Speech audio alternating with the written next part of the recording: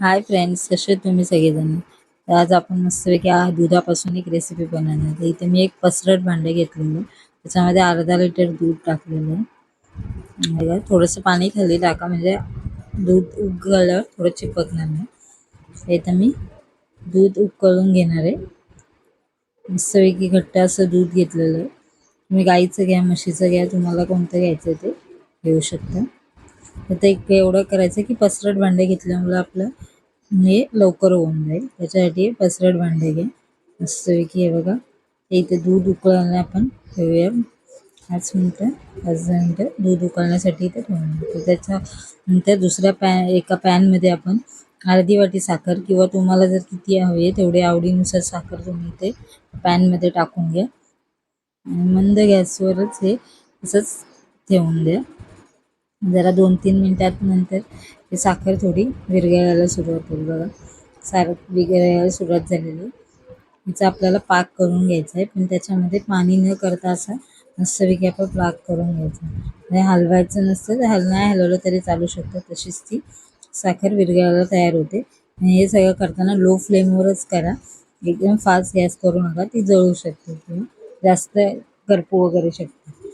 हे बघा, मस्तपैकी आपला असा पाक रेडी झाला आहे. तर इथे मी अर्धी वाटी दूध घेतलेलं होतं आणि हे साई सकट घेतलं आहे. त्याच्यातलंच मी थोडंसं अर्धा लिटरमधलं थोडंसं काढलं होतं. त्याच्यामध्ये 2 चमचे मिल्क पावडर टाकणार आहे आणि 1 चमचा किंवा अर्धा चमचा तुम्ही कॉर्नफ्लॉवर टाकू शकता. जर तुम्हाला नसेल कॉर्नफ्लॉवर टाकायचं तर मिल्क पावडरच तुम्ही थोडी जास्त टाकू शकता. आणि हे सगळं मस्तपैकी मिक्स करून घ्या. याच्या कोणत्याही गुठल्या राहता नाही पाहिजेत आपल्याला. बघा, मस्तपैकी याचं मिश्रण मिक्स करून तरी आपलं दूध थोडं उकळून मस्तपैकी 5-10 मिनटं झालेले. तर याच्यामध्ये आपण हे मिश्रण दुधाचं टाकणार होते. बघा, आणि हलवून मस्तपैकी असं मिक्स करून घेऊ. हे पण लो फ्लेमवरच आपलं दूध गरम करत ठेवा आणि लो फ्लेमवरच ते शिजवत ठेवा किंवा थोडंसं मीडियम ठेवला तरी चालेल.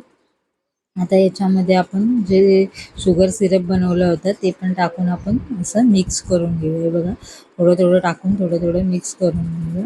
हे जरी तुम्हाला वाटत असेल की लागलं याला, तर तसं काय प्रॉब्लेम नाही. ते मस्तपैकी नंतर फक्त हलवत राहा, दुधामध्ये चांगलं मिक्स होऊन जातं. हे बघा, मस्तपैकी असं मिक्स होऊन जातं.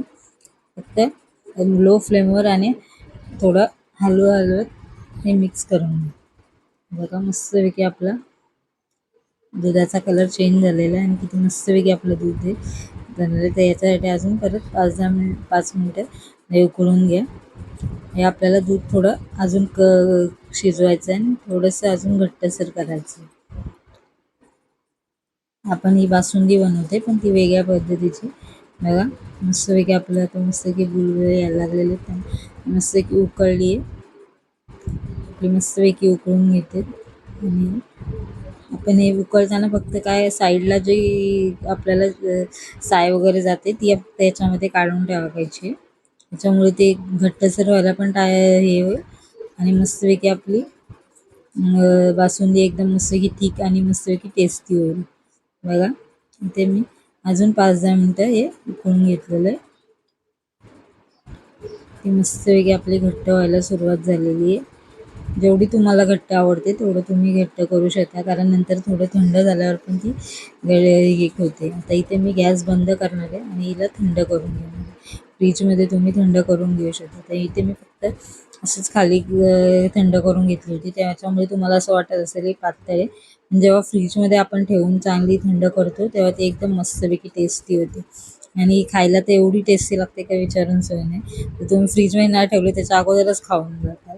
इथे मी असे ड्रायफ्रूट टाकलेले. तुम्हाला जर ड्रायफ्रूटमध्ये कोणते टाकायचे टाकू शकता. Thank you for watching.